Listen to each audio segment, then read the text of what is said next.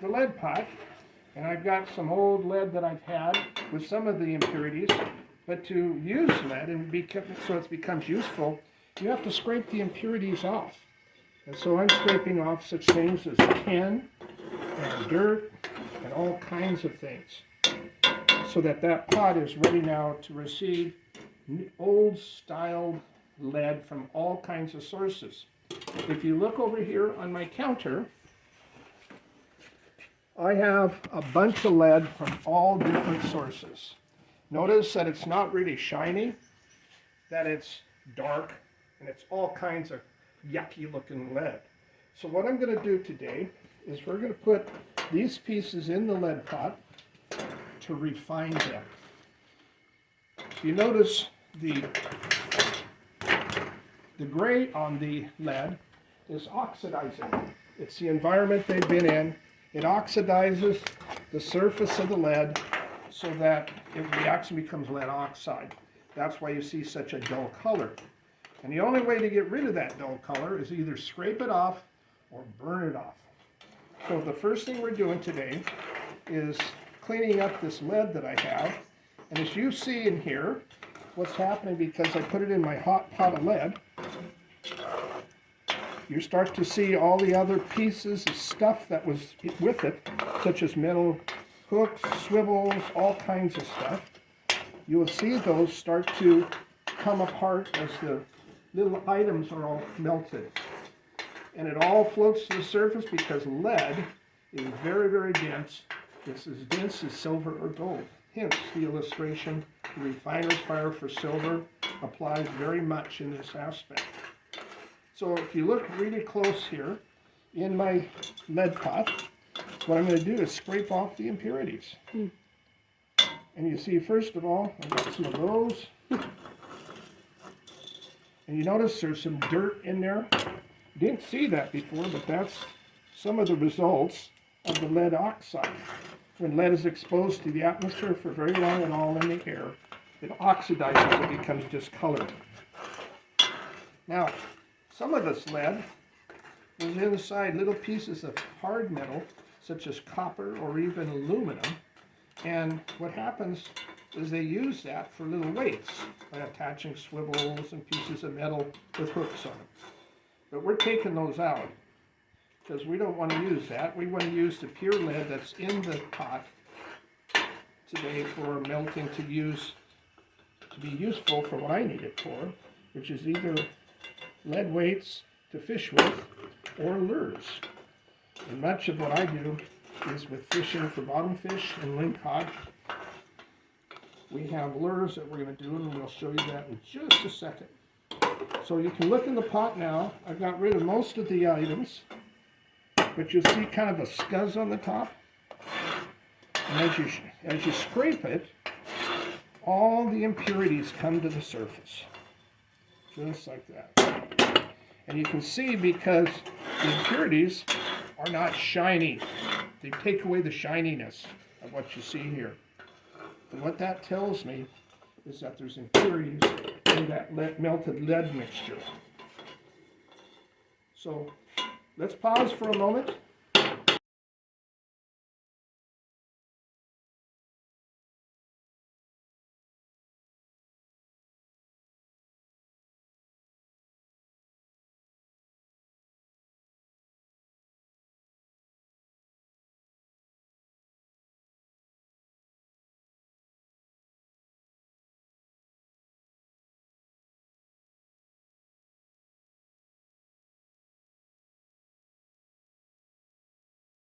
Once we've gotten all the impurities out of the lead now is fit to start making into objects that we want to use. And to do that, I usually pour it from here with a cast iron ladle, and we pour it into molds.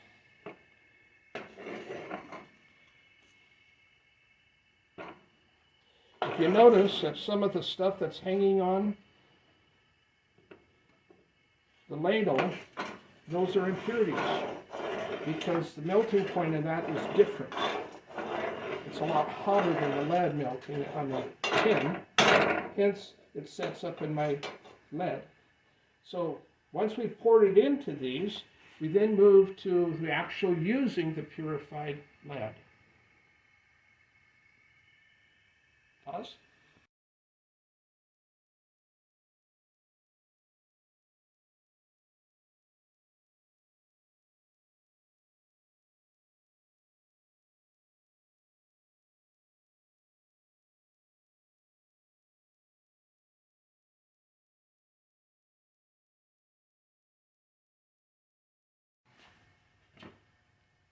Now we're going to the production center where we actually use the lead that we've refined, and we take the lead and we put it into our smelters.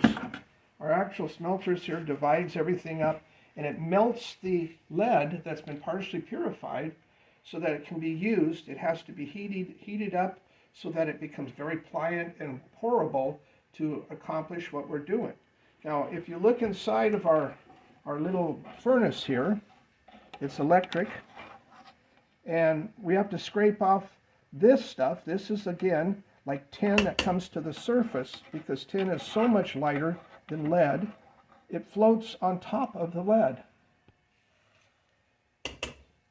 Once we've scraped that, so we make sure that most of that tin is off, the impurities in the lead, now the lead has to heat up to a certain temperature to flow properly. If it's not heated up to a certain consistency, it won't go into the mold properly. The mold we're using today is a standard mold like this. It's to make lead weights. These weights are attached to a plastic lure, which I also make, and then we fish these for sea bass, lingcod, and other bottom fish out in the ocean. Pause. Lead pot, which we've let go, and if you notice in top of the lead pot, we see all kinds of weird colors on the surface. Those, again, are impurities. And as it got hotter, those impurities again come to the surface, and if we don't take those out, we can't properly use the mold pouring device, because it won't cause the lead to flow properly.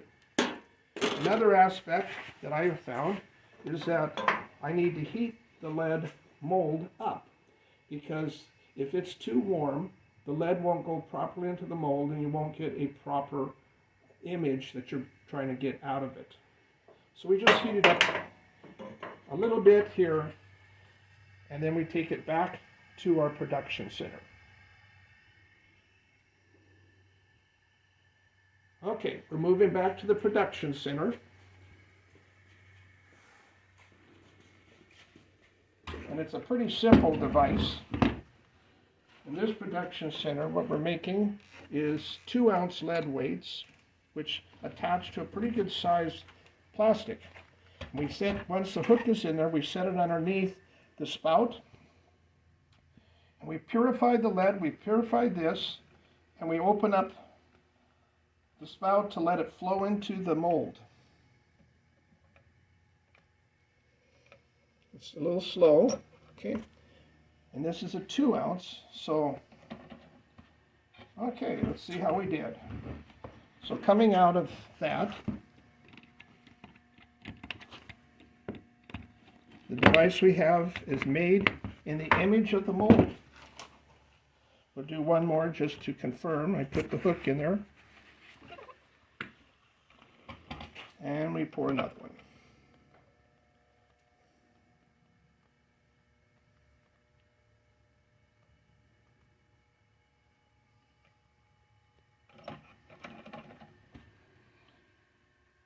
It doesn't take long for lead to set up. Once it's released, we open the lead weight, and we have another image ready to go. Once we've had these for a while, is I cut off what we call a sprue, or it's a little piece that you pour into. So I cut those off so we get a nice clean lead weight ready to use.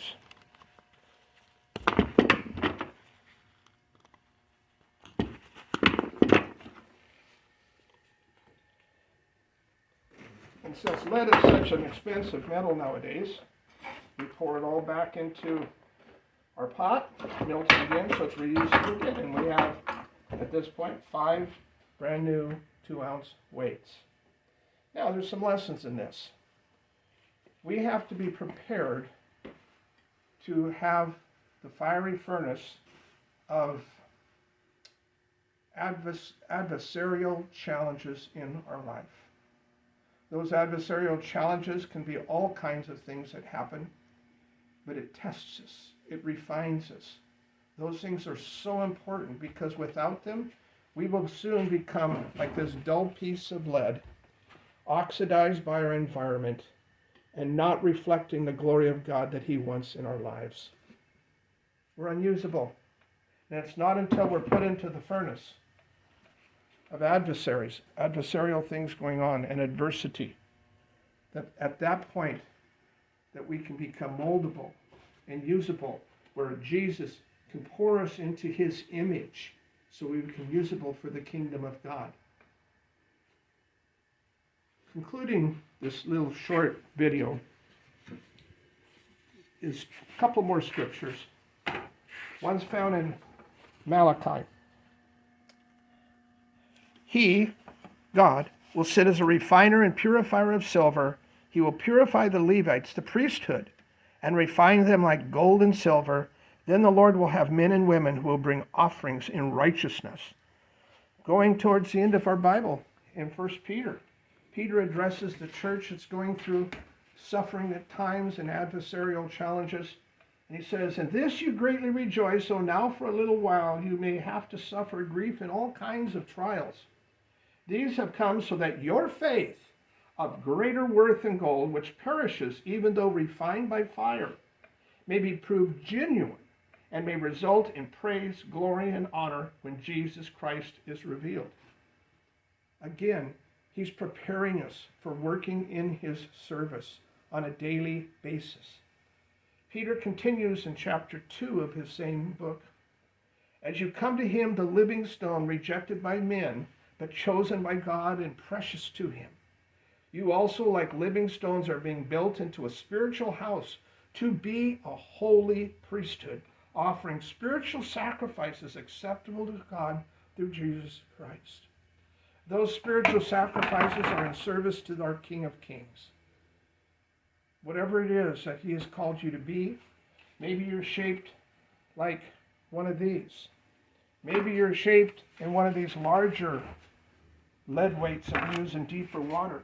Whatever the image that He has wants to shape you in, it's important for you to understand that those challenges, the adverse challenges of life that we face, are so vital for our purification and preparation to become His royal priesthood, to reach out to a lost, dying world in this last day. Thank you.